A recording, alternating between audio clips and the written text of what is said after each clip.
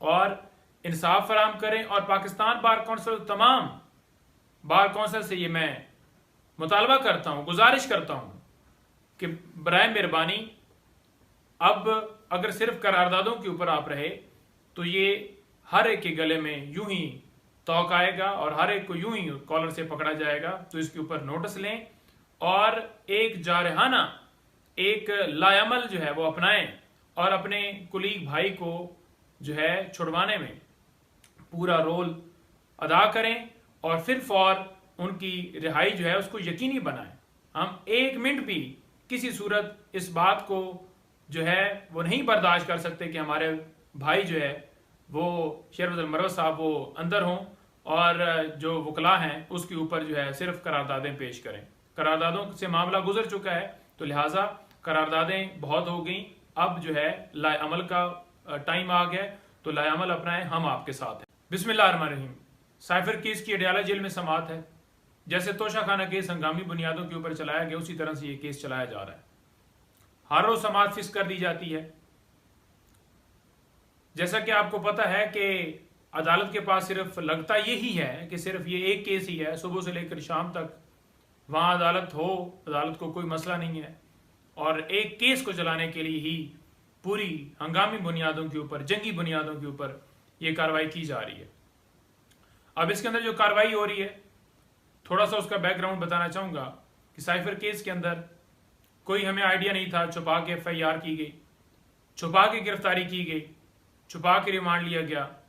Cipher rules जो हैं वो सीक्रेट हैं और साइफर जो है वो भी रिकॉर्ड के ऊपर मौजूद नहीं है और इसके साथ साथ और काफ़ी ऐसी चीज़ें जो सारी छुपा कर ही की जा रही है। अब ट्रायल जो है वो भी छुपा के करने का इरादा अदालत ने कर दिया है। वो कैसे जी? अदालत ने कल हुक्म पास किया है कि साइफर केस में जो कार्रवाई होगी वो इन कैमरा होगी। इन कैमरा का मतलब ये है कि वहां पर सहाफियों की एक्सेस नहीं होगी, वकला की पहले भी महदूद एक्सेस थी, इसी तरह आम पब्लिक उसकी एक्सेस नहीं होगी। आम पब्लिक भी नामालूम लोग वहां पर बैठे होते थे, आपको पता है। तो ये इन कैमरा क्यों की जा रही है? इन कैमरा करने का मकसद ये है कि लोगों तक इस केस के असल हकायक ना पहुंच सकें और इसी वजह से अदालत ने हुक्म में यह भी लिखा है कि print media, electronic media, social media, कोई भी है अदालती कार्रवाई जो है वो वहां पर नशर नहीं करेगा, बात नहीं चलाएगा। तो मुकम्मल तौर पर पाकिस्तान में पाबंदी लग चुकी है।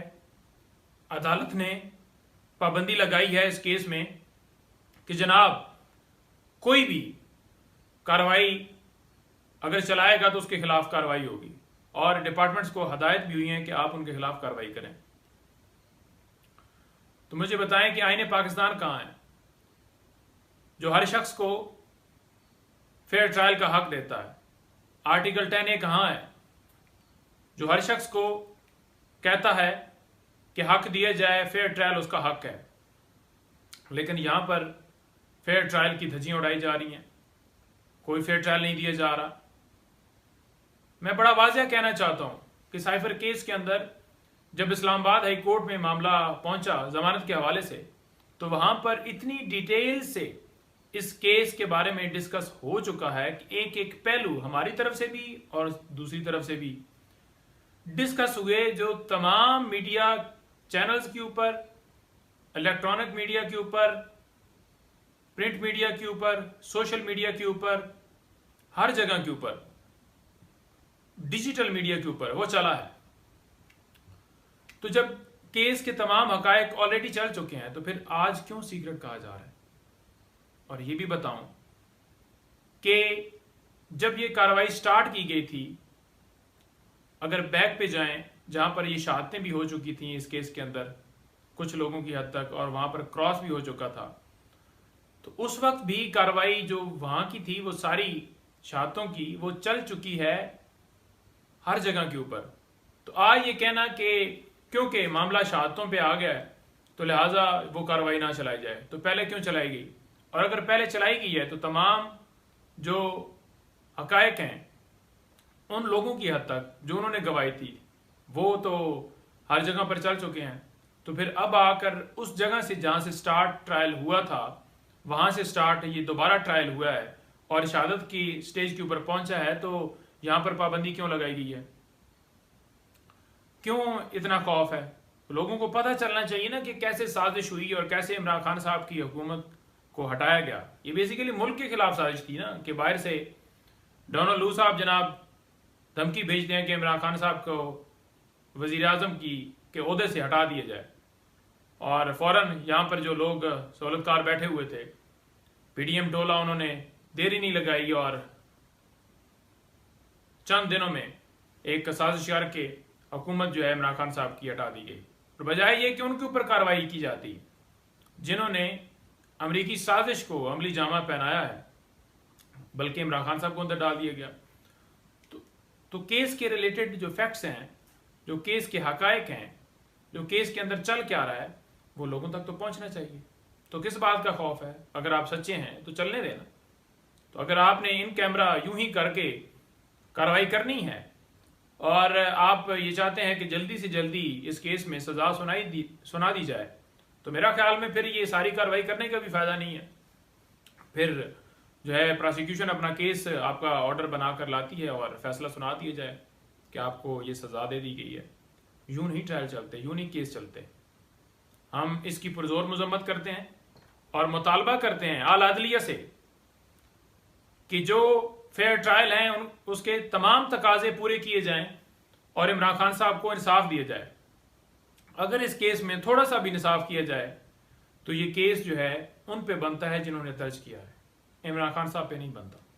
दूसरा, इमरान खान साहब की डिस्क्वालिफिकेशन के हवाले से लाहौर में आज केस की जो है वो समाअत है, और उसके साथ साथ जो ये समाअत है इलेक्शन कमीशन ने जो इमरान खान साहब को डिस्क्वालीफाई किया था, और दूसरी जो समाअत है वो ये है कि जो इंट्रा पार्टी इलेक्शन पीटीआई ने पहले 2022 में करवाए और फिर अभी दोबारा करवाया इलेक्शन कमीशन के हुक्म के ऊपर। तो जो इलेक्शन कमीशन ने हुक्म दिया था, फैसला दिया था कि आप 20 दिन के अंदर अंदर इंटर पार्टी इलेक्शन करवाएं, तो उस ऑर्डर को लाहौर हाई कोर्ट में चैलेंज किया गया है, तो उसकी भी आज समाअत है। और उसके साथ साथ जैसा कि आपको पता है कि 2 दिन का रिमांड जो है वो इमरान खान साहब का नैब तोशाखाना केस के अंदर दिया गया है, तो उसकी कल समाअत होगी। और लास्ट में ये कहूँगा, क्योंकि तफसीलात खान साहब के केस के हवाले से मैंने मुकम्मल की, कि शेर अफजल मरवत साहब की गिरफ्तारी जो है वो गिरफ्तारी नहीं, वो अगवा था। जैसे वो वहाँ पर उन्होंने वो लाहौर हाई कोर्ट में गए और वहाँ से निकले थे और फ़ौरन वहाँ पर पुलिस की वर्दियों में या जो भी नामालूम लोग थे, उन्होंने जिस तरह से बगैर वारंट दिखाए, बगैर कोई FIR दिखाए, क्योंकि उनकी जमानत तमाम केसेस में ऑलरेडी हो चुकी थी, तो सीनियर वकील को यूं इस तरह से जिस तरह से वो पकड़ कर ले गए कॉलर से, और जिस तरह से उनको 3 MPU के तहत नज़रबंद किया गया है, हम पुरजोर मजम्मत करते हैं और आला अदलिया से यही गुजारिश करते हैं कि आप अपनी आईनी जिम्मेदारियां निभाएं। आप सिर्फ लफ्ज़ों की हद तक ये ना कहें कि हम आईनी जिम्मेदारियां निभा रहे हैं।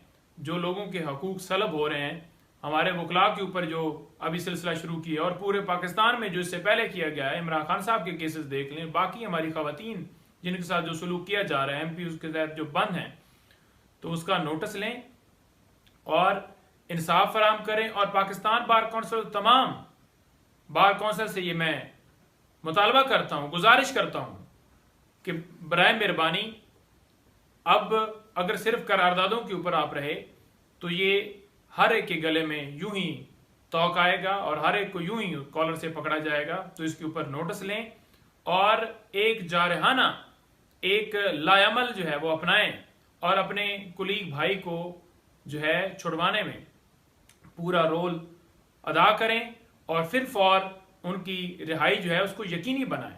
हम 1 मिनट भी किसी सूरत इस बात को जो है वो नहीं बर्दाश्त कर सकते कि हमारे भाई जो है वो शेर अफजल मरवत साहब वो अंदर हों और जो वकला हैं उसके ऊपर जो है सिर्फ करारदादें पेश करें।